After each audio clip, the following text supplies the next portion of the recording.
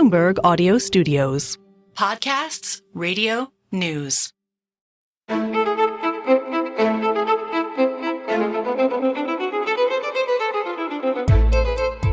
Welcome to our final episode of the Voternomics series, where politics and markets collide. I'm Stephanie Flanders. I'm Adrian Wooldridge. And I'm Allegra Stratton. So we set up this podcast with the working thesis that this year of elections would not just reshape politics, but teach us some lessons along the way about the conflict between politics and economics.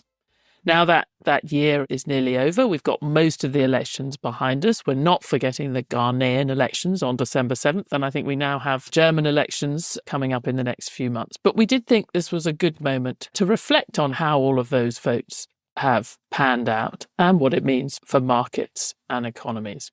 A bit later, we're going to speak to Peter Turchin, professor and author, whose recent book, End Times, Elites, Counter-Elites, and the Path of Political Disintegration, offers a pretty overarching explanation for all of it, not just America's division and civil strife, but the divisive politics we're seeing around the world. He says it's all part of a basic cycle of integrating and disintegrating forces within societies that gets repeated again and again throughout history.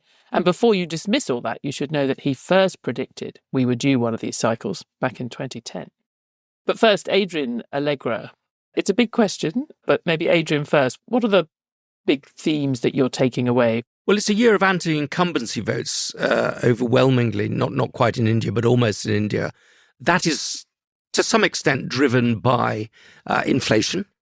And, we've had inflation ripping through the economies of the world and creating a lot of annoyance about existing ruling classes or existing political regimes. But I would add two qualifications to that overarching view. One is that despite the anti-incumbency things, this anti-incumbency revolution has tended to resolve in favour of the right rather than the left. It hasn't been the Corbyns of this world that have been leading the anti-incumbency revolution. It's been the Trumps. It's been people on the right in general. Britain, a bit of an exception, but overwhelmingly it's a sort of populist right-wing movement. And secondly, America wasn't entirely an anti-incumbency vote. It was a sort of restoration vote. People voted for the guy who was in charge in 2016.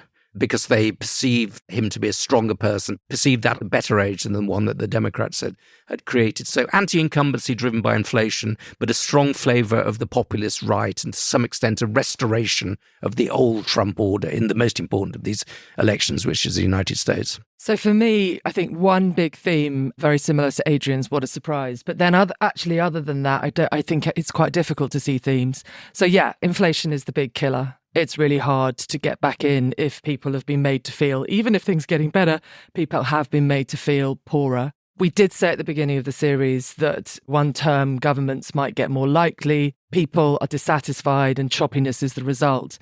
And I think if you look at the actual results, Adrian's sort of sweep is right, but actually the French election, Macron reduced his number of seats, but actually it was the left that were victorious there, not per se the far right. In the UK, you had a landslide for Starmer. I think that we were worried about the rise of misinformation and so on. We questioned how much social media would play a part.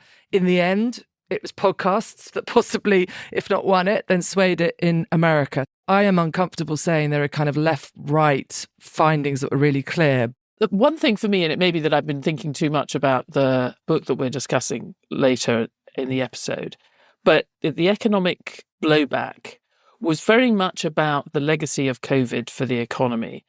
And there was a reaction to the inflation that had come after COVID and possibly the sort of mismanagement of some of the response to COVID. And that obviously was one of the overwhelming things driving dissatisfaction with the economy, whether in the US or elsewhere. But there had also been in many places, there was also a reaction to the lockdowns and to what that had done to people, the isolation that had brought, the impact on schools.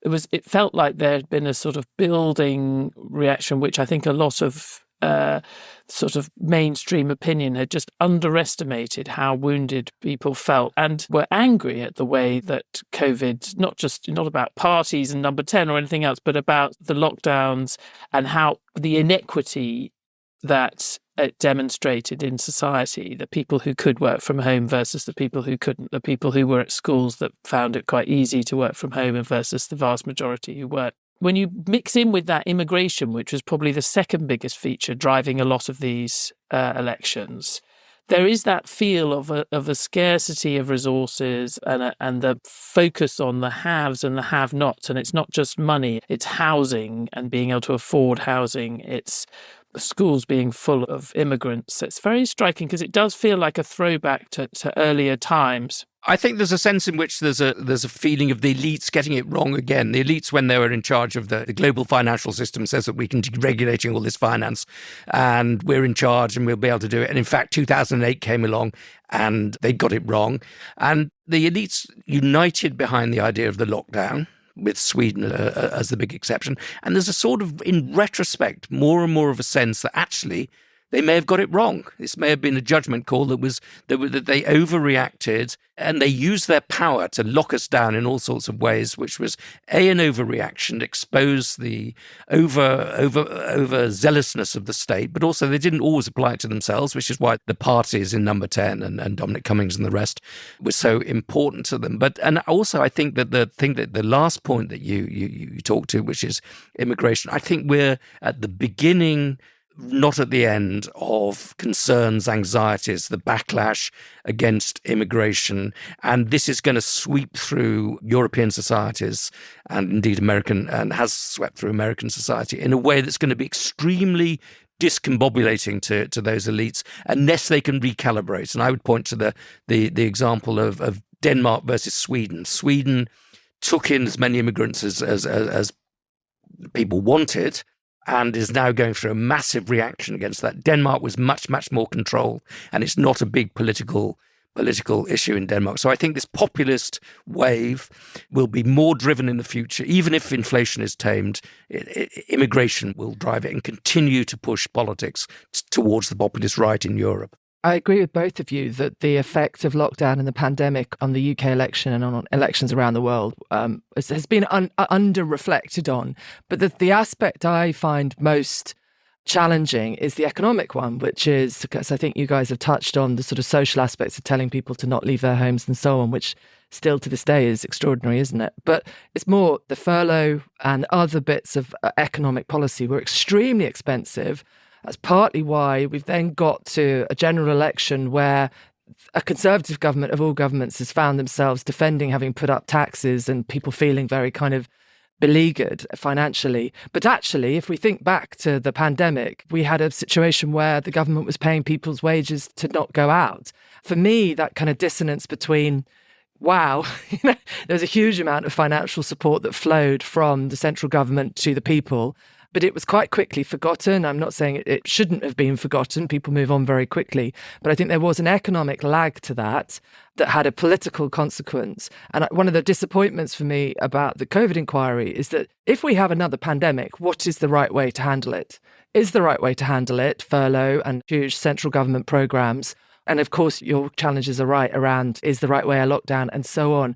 And we didn't really see the inquiry go into that. And obviously that's a slightly marginal issue compared to all these elections we've had this year. But equally, if we have another pandemic or another phenomenon that challenges our sense of the nation state and the fundamental need for a government to protect people's health and so on, what's the right response? And what's the response that doesn't mean that you are bringing up your national debt and your levels of expenditure to eye-watering levels? What about technology? We're not talking very much about technology or Russian interference or the political processes being revolutionized by AI. Was this a year in which the technology dog didn't bark? We saw a few, didn't we? We saw a few sort of fake news and manipulated images, but we didn't see it be that instrumental turning factor in an election, no. I think it's hard to say. I think that the very obvious misinformation, sort of AI-produced videos and things like that didn't happen. But I mean, when you consider that the election campaign that different people in America saw over the last year was completely different. And we're only just beginning to get our heads around how much X has changed the way it's feeding things to people, We had also quite old school techniques around direct mailings to people that were providing quite a lot of misinformation about candidates in different places, targeting Jewish voters to say a certain thing and targeting Muslim voters for other things. And ironically, that's all enabled by technology because you can send it to the right person, but it's actually even more below the radar because it's not online. You could argue the opposite case. So this was a case of very old-style politics, that Biden clung on to power for too long. He was too arrogant. He was too insensitive, that he put in a deputy who is really not very good, and partly did that deliberately because he didn't want to be challenged. And the Democrats said enough stupid things that you didn't need lots of AI to invent stupid things for them to say. Especially if it's selectively quoted. But no, I think you're absolutely right, Adrian. I was going to go to a last question, which was just the one that I think was raised by many people at the beginning of the year, which is it going to be a good year for democracy? We have all these elections. Was it a good year?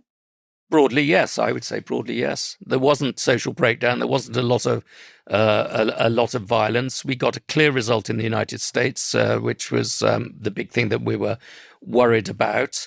And bad incumbents were punished. Not always good rivals being promoted instead. But yeah, I think it was a world in which democracy did its thing and adjusted to popular sentiment. Looking at the UK, I think I'll make two different arguments. One is that you saw a level of sophistication in how people were voting, or potentially tactically in various areas. And there's some evidence of that in France as well. So firstly, that. But secondly, I think that our election in the UK was sort of marked for what wasn't said and how things have sort of since then been gone back on. And I think that is something that will leave many people unsettled, that you could have an election of 6 weeks fought on particular issues, and then actually in the months afterwards, some of that is gone back on. And that is not just a criticism of how Labour won the election, other parties did it too. And the UK may be a slight exception to this, but I think I agree with Adrian that it was a good year for democracy as an instrument, because it has expressed the people's will pretty effectively in most countries, and power has shifted to those who inspired more support. I think it's another extremely difficult year for the political centre, and in France they've cobbled together a centre-right coalition. But I think it was another year in which we see fewer and fewer voices at the centre of politics, in the middle ground of politics where compromise is possible, actually able to command the support of voters. And I think in the US you have both parties going to the extremes. I think the great challenge ahead is for the centre to reassert itself, rethink its basic principles, and to try and produce a programme that satisfies and addresses the discontent of regular people while addressing the need for orderly and sensible government. Because otherwise I think you do have to worry about the health of democracy long term. Absolutely.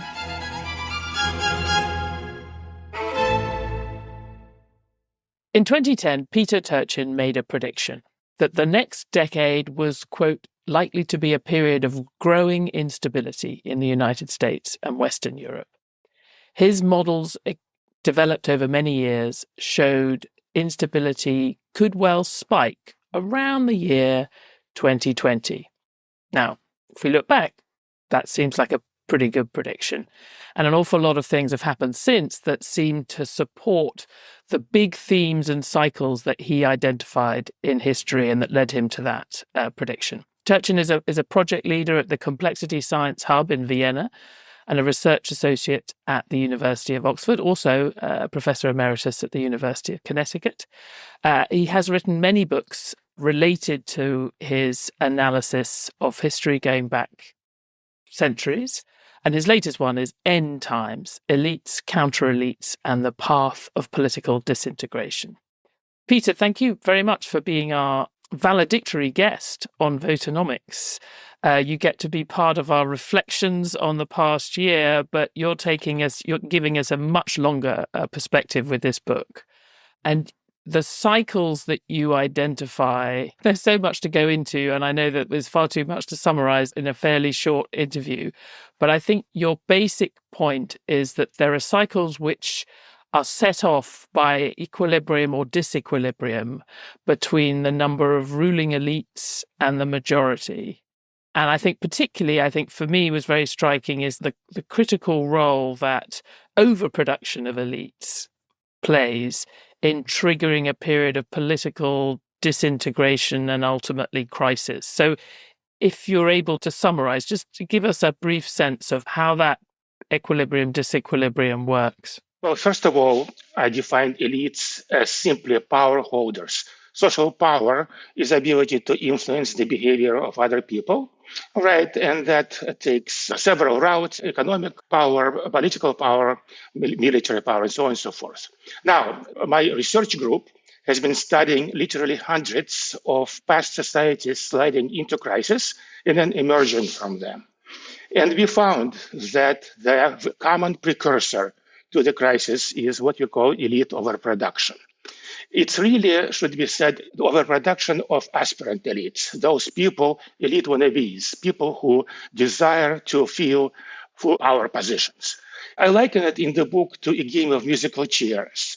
But except like in a usual game where you keep removing chairs, you keep the number of chairs constant, but instead you increase the number of players. So you start with original 11 players for 10 chairs, but then 15, 20, 30, 40. You can imagine the chaos that would result as the numbers of losers, many of whom become angry, increases so dramatically. And so the same thing happens in the run-up to crisis. This is really a universal feature of those, what we call structural demographic crises in our technical language.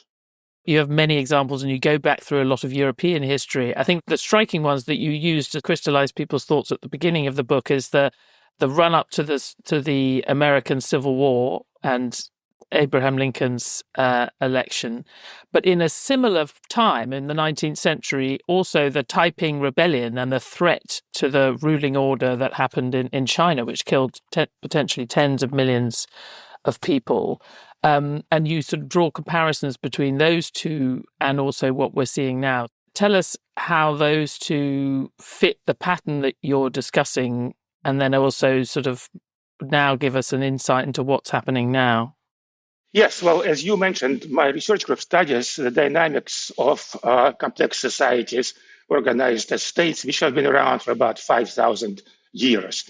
And we know that for a while, maybe a century or so, they can actually enjoy internal peace and order, and then they get into periods of social discombobulation, political disintegration, and as such, which we call end times. All right, so these end times happened on a rough schedule of maybe about a couple hundred centuries.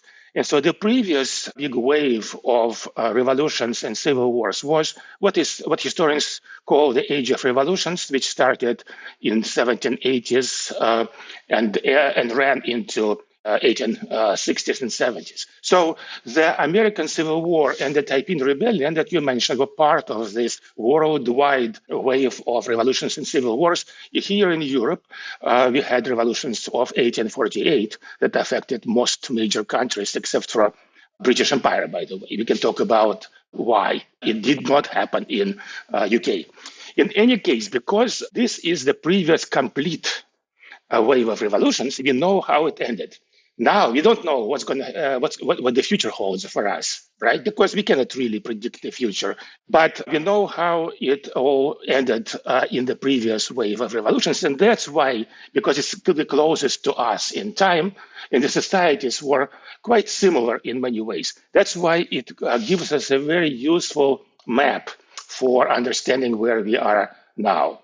I suppose one of the great analyses of the overproduction of elites is Tocqueville's the French Revolution and the Ancien Regime, in which that is the ultimate cause. I think he puts to the breakdown of the Ancien Regime. But I wanted to think a little bit about diversity, because what we've seen over the last 10 to 20 years is a simultaneous development of the overproduction of elites, so people are scrabbling for jobs, and an enormous emphasis by organizations, particularly in the United States, but also everywhere else, on diversity, on the idea that if there are two people for an elite job, then we should put our thumb on the scale of the ethnic minority candidate or the female candidate or the diverse candidate in various ways. And that combination of these two doctrines, of this doctrine of diversity plus the overproduction of elites, seems to have driven the explosion of Trumpism. Would you agree with that? Let me step back and say that actually, in more general terms, the ideological content of revolutionary parties or sides in civil wars, that varies, right? So in the previous wave of revolutions, it was liberalism. Before that, it was the crisis of the 17th century, it was religion. In the late medieval crisis, it was like the Game of Thrones, essentially. So the content changes depending on circumstances.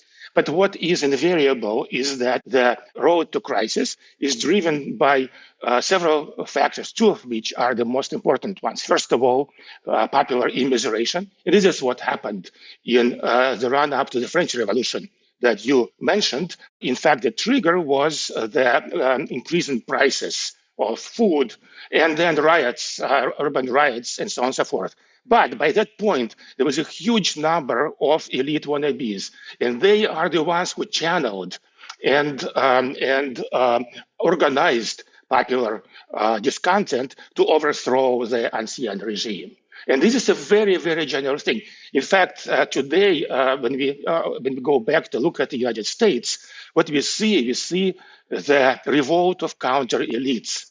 All right, because I consider the elections of this year on November 5 as a successful battle in the ongoing revolutionary wars between the ruling class, which was represented by the Democratic Party, and the counter elites, which have found their home in the Republican Party. The reason why I think diversity is so important is that diversity is about, we're talking about the allocation of scarce goods, of goods that are getting scarcer. And what diversity is a principle for allocating those scarce goods, which has losers as well as winners. And a lot of those losers, whether they were poorer people or richer people, coalesced around Trump.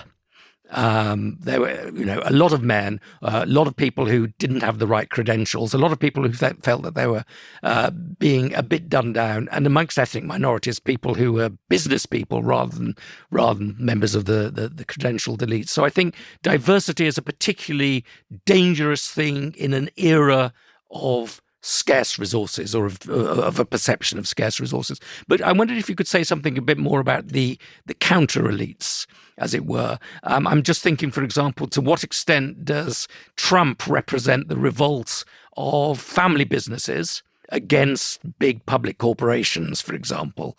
What are these counter elites, and what is driving their annoyance with the status quo? Well, first of all, that's historical examples of counter elites are Vladimir Lenin and the Bolsheviks in Russia, or Fidel Castro and Los Barbudos in Cuba. All right, so what happens is that, remember, we talked about this game of musical chairs. As the number of angry losers increases, some of them accept downward social mobility and don't make trouble. But a certain proportion of them are actually turned into counter elites. Now, their goal is that they have not made it in the following normal channels, that's because there are just too many of them, right? And so now they start using extra legal channels to get into power. Now, Donald Trump is a classical counter elite, because if you think about it, you go back to 2011, that famous dinner for reporters at the White House, where Obama publicly, That was in the White House Correspondents' Dinner. I was there. I remember seeing that. It was extraordinary. No one is prouder to put this birth certificate matter to rest than the Donald. And that's because he can finally get back to focusing on the issues that matter. Like, did we fake the moon landing? What really happened in Roswell? And where are Biggie and Tupac? I don't know what happened in his mind, but he started plotting revenge probably then.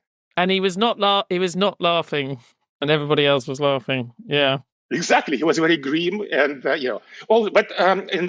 more recently, his counter-elite status is proved by 94 or 96 criminal charges against him. All right. Basically, the way he is treated in the press, the mainstream press always says that he always lies and so on, which he does. But the treatment is very different from established politicians. Right. Now, my point is that he is just the tip of the iceberg. What we saw in the last year or so was the coalescence of very diverse group of counter elites. If you think about it, some of them, like J.D. Vance, come from a very humble background, but he's got excellent credentials. I believe it's Yale Law School.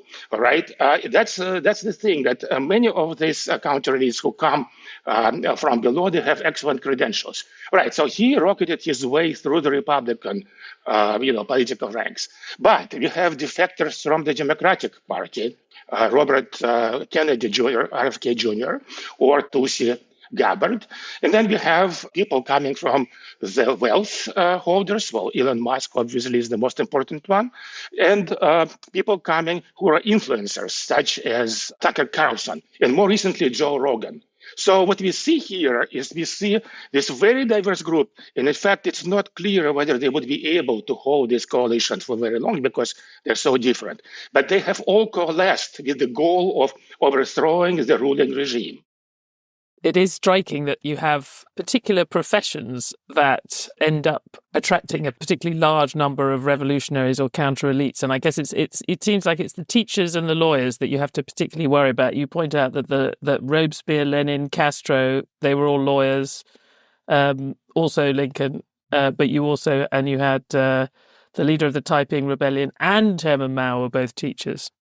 Yeah, so China is somewhat different, but lawyers are the most dangerous profession, especially in the United States. There are two routes to political office in the United States: the wealth route and the credential route. And the podcasting route. Well, but actually, notice that podcasters have not been very eager to go into their official positions, or some who tried were not successful.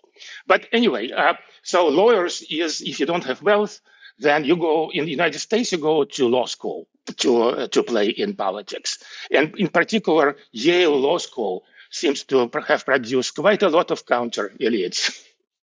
Peter, it's Allegra here. Can I just ask you, you talked about Trump right now being the tip of the iceberg, and I kind of want to know sort of where next. There's many, many ways that people simplify your analysis of the world, but one of them is sort of the apogee of these trends leads to collapse. What I would like to know is, when we are looking at the Trump administration right now, are we looking at a precursor to collapse, or are we potentially looking at the sort of aversion, the way to head it off, because as you say, you've got the kind of counter elites now looking like they're going to be in charge, the extent to which they could potentially bring in policies that sort of address this and are become a valve.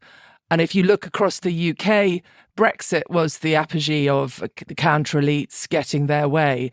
Again, how much did these phenomena, did they avert it or hasten its likelihood? One major point I make in the book is that the road to crisis is actually fairly predictable. Obviously, in 2010, I had no idea it would be Donald Trump who would be the spearhead of this rebellion. But the structural forces were gathering steam, and they continued to do so. In fact, they continue to do so even as we speak. Your point about immiseration as a kind of the stalling of living standards, that's the moment, isn't it? Yeah. So actually, the key idea here is what I call the wealth pump.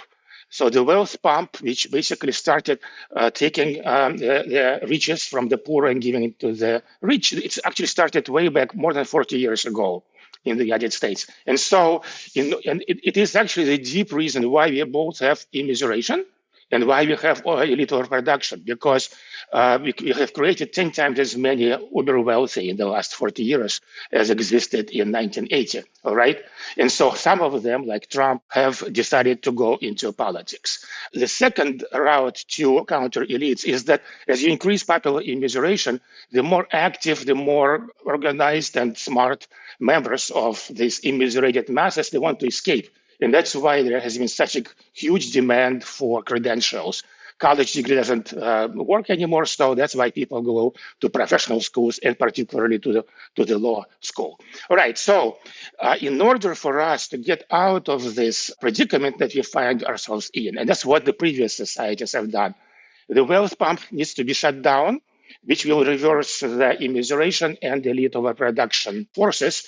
And that, after some years and sometimes decades of social and political turbulence, leads to the society reconfiguring itself and stepping on the road to a lengthy period of internal peace and order. If you think of modern America, what would reconfiguration look like? Fewer university places, fewer public sector jobs, more dynamic private sector. Would that be it? Or it would look actually not very different from the New Deal. Right. So what we need to do, we need to give more power to workers. I mean, that's one of the New Deal was rolled back starting in late 70s and especially under the Reagan administration. It was very clear when the ability of workers to organize and to push for their rights was severely curtailed. So we need to do that. Remember that famous graph where we see the productivity of American workers keep going up, and their wages, compensation going up until late 1970s and then becoming flat. So all that extra productivity went somewhere. It went actually to the 1% who became 2% and 3% in the process. Right. So what we need to do, we need to get back the wages, worker wages, the median, the typical wages back on track so they increase together with the economy, GDP per capita. If you look at the coalition that is the Trump coalition, there's a New Deal wing of the Trump coalition that would agree with everything you've said. But then there's also a Musk-Thiel wing of the Trump coalition who believes exactly the opposite, that we need more, more billionaires. Given that Peter has such a global focus in the book, I do want to make sure that we're not just, I know we find it hard to look beyond the US these days, and certainly that seems to be paving the way to a lot of this. But Stephanie, let me just finish my thought very, very, very quickly. So my major thing that I would like to add to the discussion is that once we get to the cusp, right, of the revolutionary civil war, revolutionary situation, the future is very unpredictable. It depends very much on the actions of leaders. If leaders are pro-social and understand even intuitively what they are doing, then we can escape bloody civil war and revolution. This is a big question to my mind. I'm very interested because it's not very encouraging. The end of your book, when you look at how these periods of crisis have been resolved, it is not a very encouraging story. I think 3/4 of them ended in revolutions or civil wars. Nearly 2/3 led to the state ceasing to exist altogether. The ruler tends to get knocked off, or at least quite a high chance of being assassinated. If you think sort of how these forces are developing globally, and we've obviously seen some of these also operating, particularly in Europe, what makes these cycles longer or shorter? We've talked about the role of COVID and epidemics, for example, which is very striking when you look at your history record. And then, yes, we are, of course, interested in what happens next, but maybe not just in the US, but sort of more broadly what you might see. Cycles of peace and internal violence, they're not perfectly synchronized between different countries. So, for example, in France, you see that France is behind because the degree of, one useful measure is the degree of inequality. And in France, inequality in wealth and income has started increasing much later than in the United States or UK. All right. And so that means that they're only in the middle of the road. But their crisis. Degree of political frustration seems to be catching up pretty fast. So are they somehow... Yeah. So what is it about the French society which is translating a relatively small amount of immiseration into a large amount of political upset? But they're natural protesters. The Yellow Vest demonstration did not lead anywhere. They did not overthrow the Macron regime, let's call it this way, right? And why? Because there were no counter-reads. Marine Le Pen and others, they stayed away, right? They decided not to mount this wave of protests, unlike what happened in the United States. But a third of the population is reliably voting for Marine Le Pen now. At least a third. Yeah. Right, but Macron government managed to stay in power despite despite the crushing defeat at the polls. This is actually quite typical behavior for ancien regimes. So what makes the I think it's around 200 years, you say, the sort of full cycle, but what makes it longer or shorter? I mean, what are the kinds of futures that we could see in different places? Epidemics certainly bring end times closer because they increase immiseration dramatically. But on the other hand, there's some, let's go, you are based in UK. So in the 19th century, one reason why United Kingdom has escaped the wave of revolutions was because it had a huge empire. It shipped a lot of immiserated population to places like Australia, and it shipped a lot of surplus elites to be colonial administrators in India and such. And that allowed them to flatten the curve, so to speak, using the COVID language, that gave them time to actually adopt the necessary reforms. It took them, the Chartist period was like 20 years. And in fact, this whole period of reforms took like 40 years. It took a long time to reconfigure the British society so that you could get back into another period of quite high prosperity during the Victorian era. All right, so what I'm trying to say, you're looking for a general answer, and I'm trying to tell you that right now we don't see a general answer. There is no such thing as a typical collapse. Every collapse is, like every unhappy family is unhappy in their own ways, using Tolstoy's in Anna Karenina. So we are working very hard trying to understand, to get statistical classification and understanding. And that's why we need hundreds of past crises, right? Because you cannot do statistics with just a few examples. But my group does not have yet good answers. And by the way, it would help if we would get funding, actually, because we apply for grants, we write proposals, and we get, I guess it's not important to understand how we get out of this predicament. It's in the name, maybe. End times just sounds a bit kind of bad. Maybe you need a bit more of an upbeat title. How to Fix Society. There's a lot of those books already. Actually, that's my next book, which I am plotting right now. Pete, can I ask you perhaps something I don't particularly believe, but I'm going to posit it just to see what you say, which is that elites are needed. If you look in the UK, we have a debate here. For instance, the new Labour government is trying to give more power to workers, and there's been a huge upcry about, hold on a second, you have, in the case, we have big multinational companies saying you're adding to our wage bill. You are there's a number of policies that are making things more expensive for them. And firstly, you have the fact that some elites are mobile, so they can go elsewhere, and then you have a different debate around, oh goodness, as a nation, we're not able to make as much money as we would like to, and therefore we can't share as much around. So I think isn't there? There's a complex, of course, your analysis of complex societies, but there's a difficult interplay between A, elites can flounce off, firstly, and B, you need some of those kind of drivers of hyper wealth in order for wealth to be shared. I would disagree with that, because worldwide, it's not just the United States, but UK also in particular has seen an explosion in the number of uber wealthy. Right, so that wealth came at the expense of the typical workers. So I'm sorry, but I just don't buy this thing that, why do we need billionaires after all? I mean, if you think about it, in order to have the most, I know, I sound like a revolutionary here. Bloomberg. Well, I think the role of, of these billionaires in creating wealth is somewhat overstated.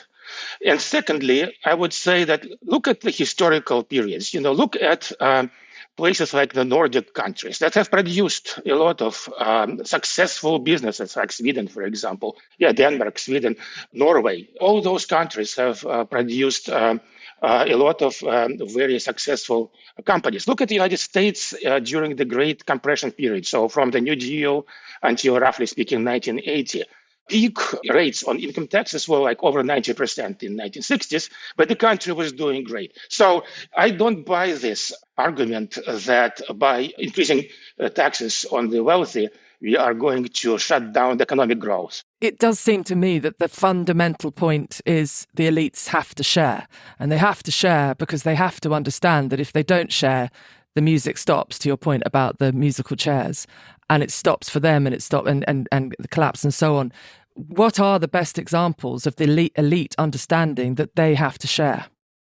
Yes, I talk about a number of such examples in my book. So I already mentioned the Chartist period in UK. Another example that might actually surprise you is the great reforms in Russia, in the Russian Empire in 1860s, all right, when the Tsar Alexander II basically told the elites that we either have revolution from below or reforms from above. And so, the other one is, of course, the New Deal, which followed on the progressive era. So it took about 30 years to do this. And there are a few other examples. As Stephanie mentioned, unfortunately, there's only 10 or 15% of crises are resolved without a major revolution or civil war. But we have plenty of examples where we see this actually happening, and we can draw lessons. Maybe it doesn't mean that you have to free the serfs, as Alexander II did. But the point is that the large segments of the elites have to be persuaded that it's either, they'll either lose everything. And don't believe that your house in New Zealand is actually going to save you, right? But a bunker might. or you give up some of that, of the wealth and privilege and power that you have accrued. Do you think that things get worse from here in terms of violence and uprising and the point of your book, which is civil war? The chances that it will get worse and we have a hot civil war are non-zero. I would not say they're 50%, but they're somewhere between 0 and 50%. So those chances are very real, and we should be really worried about them. But it's not certain. Judging from our analysis of historical societies, we know that there is no inevitability about this crisis. So it all depends on our collective decisions and, of course, on our leaders who are the most consequential in resolving which trajectory we follow in the future. But at least this time around, Vienna is safe. Well, it's good to experience all this vicariously, to be truthful. I'm not a revolutionary. I don't want to fight on the barricades. Right. I don't want this to happen around me. That's for sure. And I hope the American elites sort of understand that they have to give up some of their power, privilege, and wealth in order to have a peaceful resolution. So that's sort of my major message to them. Peter Turchin, thank you so much. That was fascinating.